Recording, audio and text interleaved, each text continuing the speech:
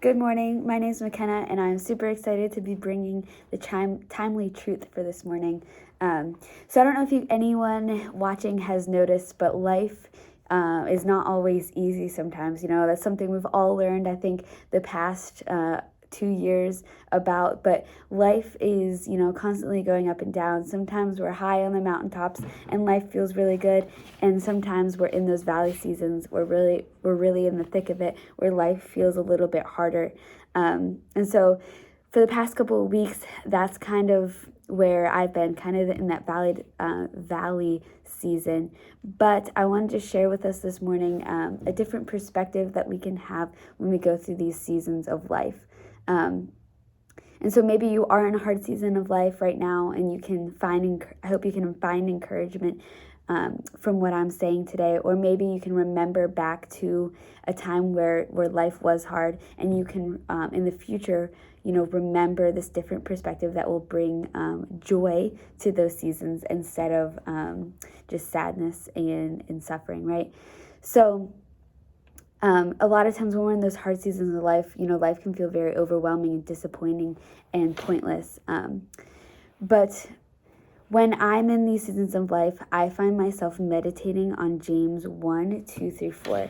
It says, "Consider pure joy, my brothers and sisters, whenever you face trials of many kinds, because you know that the testing of your faith produces perseverance. Let perseverance finish its work, so that you may be mature and complete, not lacking anything." So that first part says, consider pure joy whenever you face trials of many kinds. So two things stick out to me about this phrase. One, it's implied that we should expect, trials, to face hard seasons of life. It happens, it's normal, and it's okay. But we should consider it joy, which goes against everything that we would think. We would think that, we should be sad and sulk in those moments, which are okay for a little bit. But it says, consider it joy when you go through trials and testings and you have hardships. Why is that? The next part of those verses say, because you know that the testing of your faith produces perseverance. We go through testing because it produces and it gives us perseverance and endurance, and it helps us to be faithful, despite what's going on inside of us and around us.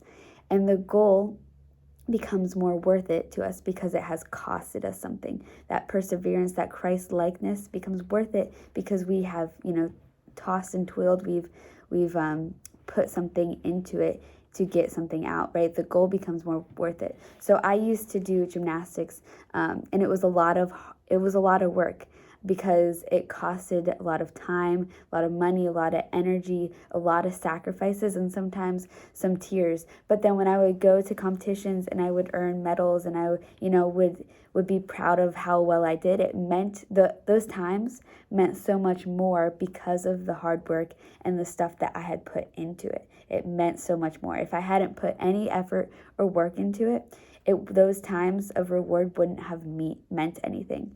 So in our situation in life, what's that prize? What's that thing that we're going for? And verse 4 says it, that we go through trials to produce endurance so that we will become more mature Christians.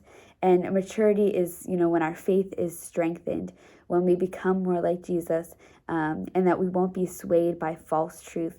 It'll prepare us for when Jesus comes back, because he's making us more mature, making us more like Jesus. We'll be more prepared when he comes again. This is the goal of our life on earth, and the trials that we endure, that we'll achieve this. We'll achieve maturity. And all of a sudden, when you have that different perspective, those trials that we go through become worth it, because we get the end goal, the end prize of becoming more like Jesus, of being more mature and being more prepared when he comes again. So the next time that you go through a hard season of life, I challenge you, view it as God's tool to make you more mature. He's shaping you in those hard seasons, in those valleys of life.